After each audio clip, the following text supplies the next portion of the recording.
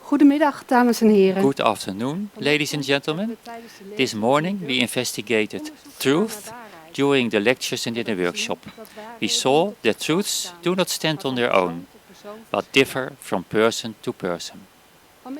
This afternoon we examine how we can move from these personal truths towards universal truths that are valid for everyone. But before we enter the path from truth to wisdom, we will repeat some of the core ideas from the lectures and workshop from this morning. The concept of truth we described as that thing which we have found to be true, correct, valid.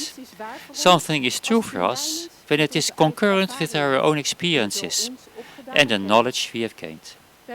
We have researched, investigated the matter and concluded that it is really true. This morning we also saw that our personal truths form a filter through which we observe the world around us. This determines how we interpret the world.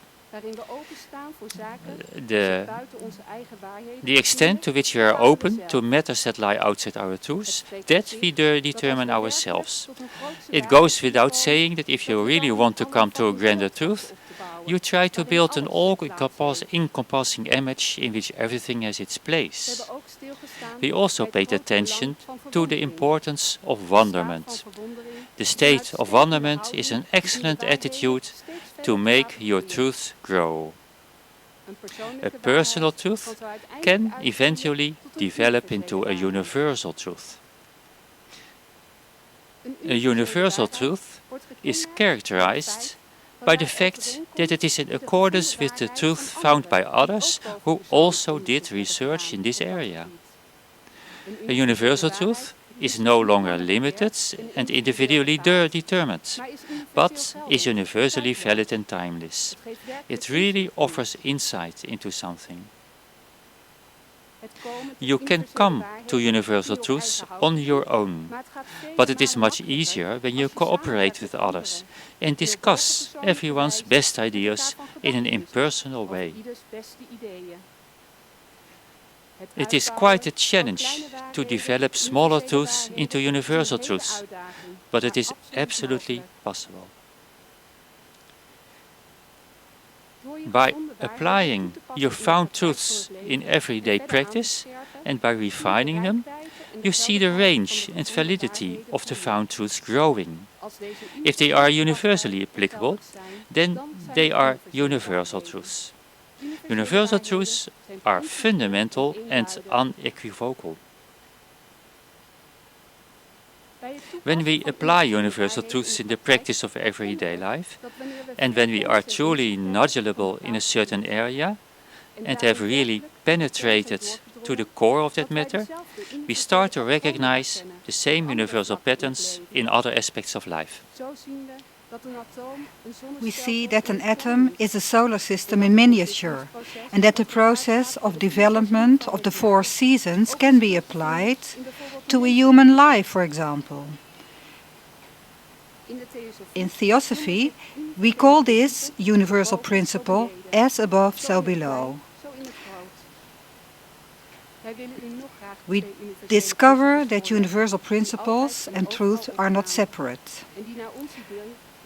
We want to present to you 2 more universal principles that are always valid. And we think that these are very helpful for you when you research truth. They're very simple and you already know them. But the challenge with principles is that you apply them consistently to everything. When doing so, you can check for yourself if for you these principles are true and universally applicable. Theosophy knows 7 universal principles, but for this symposium it is sufficient to cover 3 of them. If you want to learn about all 7 and investigate them, then you can join our course Life Wisdom, in which you examine each principle together with your fellow students. The second universal principle that we want to present to you is the principle cause and effect. We all recognize this principle in our daily life. We experience daily the effects of our previous actions, and we know that what we do now will have its effect in the future. So, your visit to this symposium today is not without effect. The thoughts you ponder on today will have an effect on your future thoughts and actions. Also, at world level, it is easy to recognize the universal principle of cause and effect. We understand that we seriously disrupt the balance of the earth and life on it if we use its rivers and oceans as a waste belt. And that the world would change in a positive way if worldwide power supplies would be sustainable and carbon neutral, or that a war will develop if we keep delivering more weapons to parties that are in conflict with each other. The chain of cause and effect is eternal and concerns everything. We build, so to speak, our lives and our future based on this principle. Insight in this principle of cause and effect makes life predictable, even though the web of varying causes and effects that are simultaneously active, complex sometimes. We may sometimes not always see the relations, nor do we always understand why something should be happening to us or someone else. The reason is that causes that were sown in this life not always lead to effects in this life. That has to do with the next universal principle that we want to discuss. But because many people want to know how karma works and why karma is the answer to many unexplainable circumstances, we want to explain in short the working of cause and effect with the help of this overview. In short, we can say that causes sown in the past can have their effect in the past, the present, or the future. Causes sown in the present life can have their effect in this life or in a future life. We can only oversee the part that is working out in this life because we usually do not remember our former lives. With our thinking and acting of this moment, we determine the effects that we will encounter in the future. This applies to individuals, groups, and the population of the world at large. We will all recognize the principle of cause and effect as a universal principle that is always operative. The third universal principle is cyclicity. Everything in nature unfolds cyclically. Not only the principle of cause and effect unfolds cyclically, but also the weeks, the lecture season, the challenges at work, and the thoughts you think come back to us cyclically. Also, life comes back to us cyclically through birth and death. This universal principle that is active everywhere is a process in nature that is always valid and, together with the principle of cause and effect, makes life predictable. Have you noticed that situations in life from which we have to learn something keep returning to us, so that every time we can become a little wiser in the way we behave in that situation? These circumstances don't occur to bully us, but to help us to restore the harmony and gain insight in life. Actually, we should be happy when they pass again. We discussed three important principles with each other now: cause and effect, cyclicity, and as above, so below. It is our experience that these universal principles that can hardly be separated from each other are present. Moreover, they even form the fundaments of every universal vision. If you have investigated these principles and you conclude they are true, and if you have investigated with the three higher thinking aspects that Mariska discussed this morning, then you can use the principles very well as a touchstone to keep your thinking both sharp and flexible, when checking truths for universality and when searching for universal truth and vision. With the knowledge of the three principles, we can finish the sequence that Mariska showed us this morning. Thought, action, habit, character, destiny. We have seen that we all determine our own future, our future life circumstances, and the connection to that, also the life circumstances of the future planet Earth, because man clearly has a very big impact on the well-being of the Earth. If we live according to our highest aspects and our most universal vision, then we will have a positive, harmonizing influence on the whole. It helps the whole surrounding to develop upwards, as children can optimally develop their inner qualities in an inspirational, harmonious and healthy educational climate. It is usually easier to build an image of something from a universal vision, as we try to do during this lecture, than from the level of details, personal truths. From a universal vision, you can oversee the whole picture, and from there you can zoom in into the details. Just like overseeing the valley, standing on the top of a hill with your binoculars. From details, it is sometimes much harder to discover the total picture.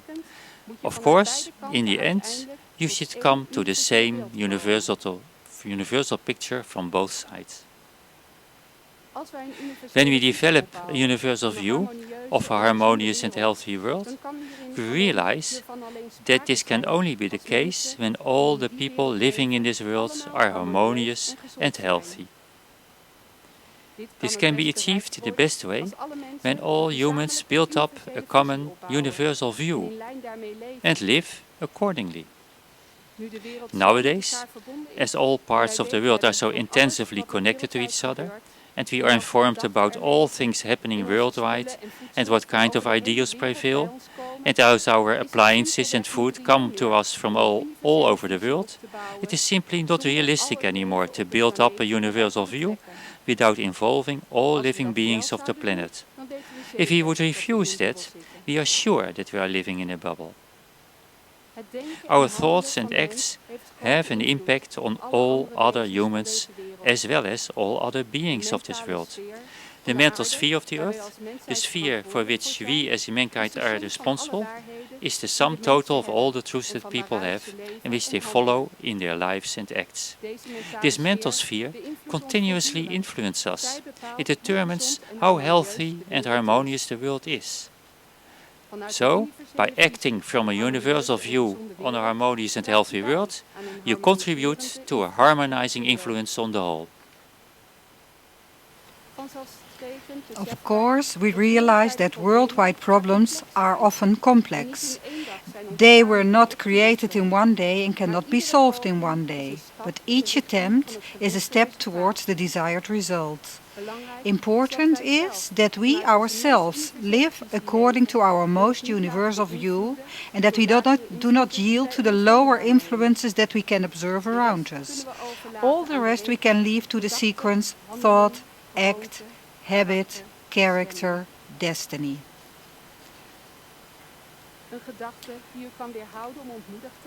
Maybe you can be prevented to become discouraged. A universal view on this issue means that all people everywhere in the world who understand the importance of this issue and have studied it in a group or as an individual will necessarily find the same universal truth as you will, and they too will try to adapt their lives to this truth. Even when you do not know anyone around you who is striving in the same way as you, yet you know that elsewhere in the world there are people just like you. There is no need to know them, but you do actually work together with them in building up a positive mental image of an harmonious and healthy world. And thus you draw this ideal nearer to us. to future realization. The great question that remains, now that we have gathered so much knowledge and insights together, is how do we deal with the present disharmony in the world? What is wisdom? The answer speaks for itself. Wisdom is to live, think and act in line with the universal vision you built up. You live in harmony with life itself and do not cause any disharmony. And when you encounter disharmony in your life, you immediately restore it and thus prevent it to come back again.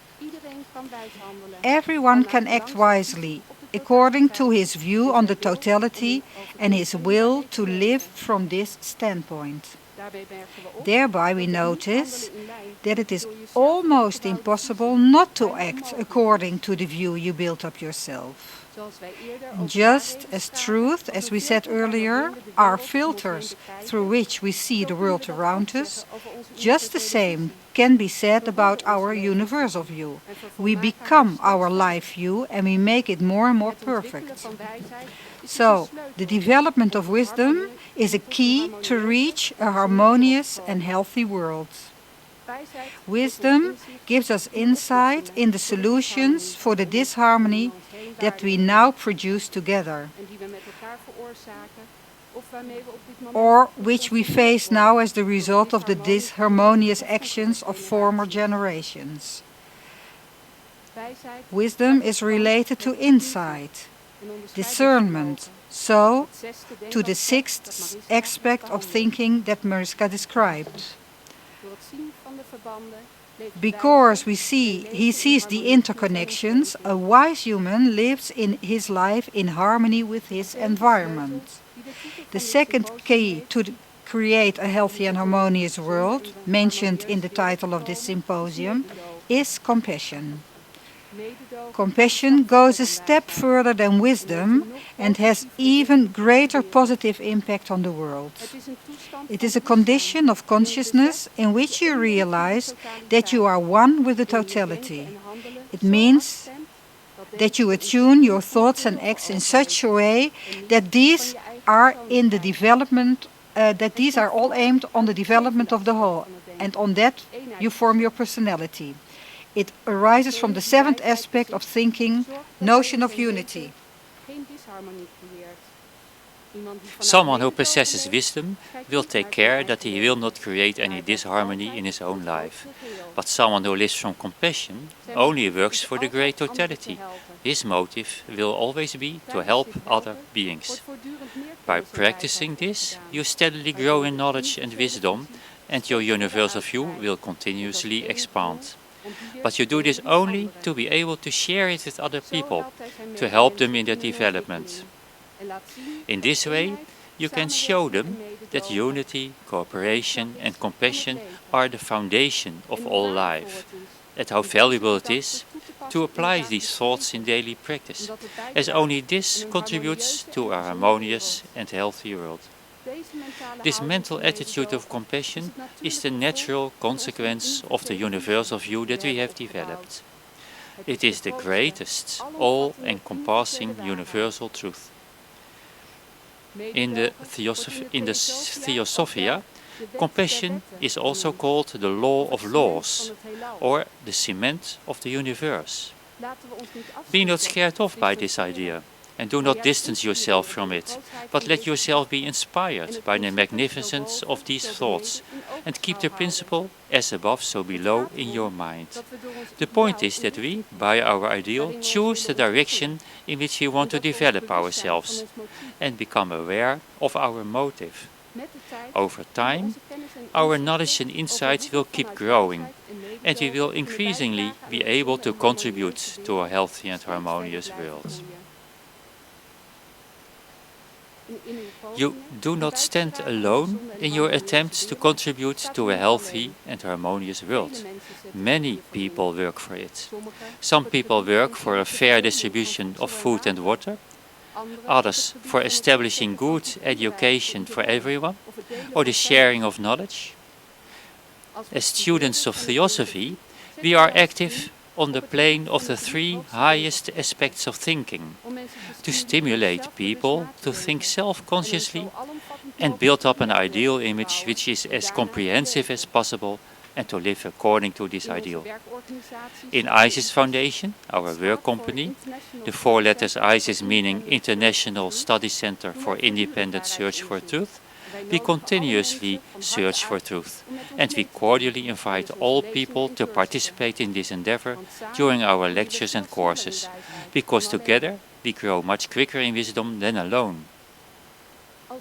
To help us in our search, we also study the wisdom which, through the ages, is given to humanity by many wise people, for instance, Jesus, Lao Tzu, Buddha and Plato.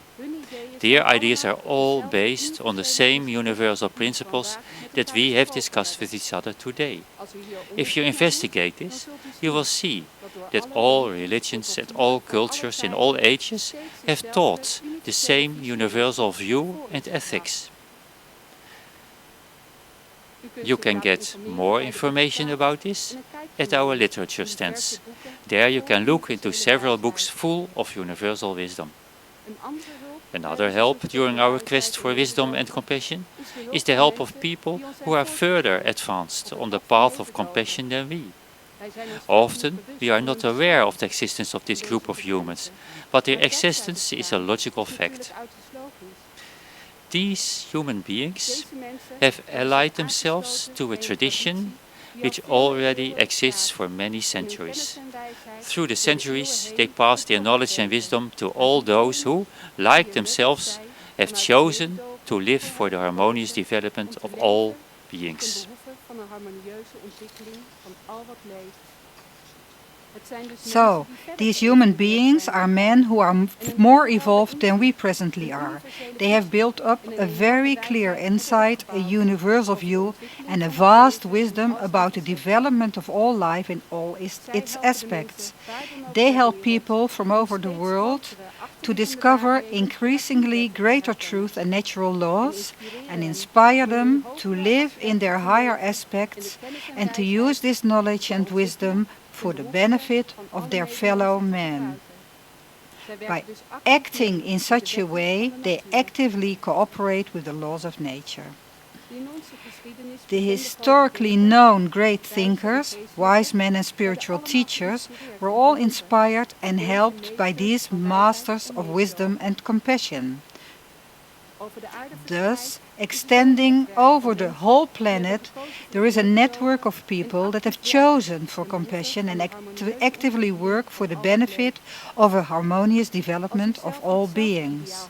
When you yourself have the same ideal and live according to it, then you, for the time being, too belong to that network, a network that is aimed at contributing to a healthy and harmonious world by practicing wisdom and compassion.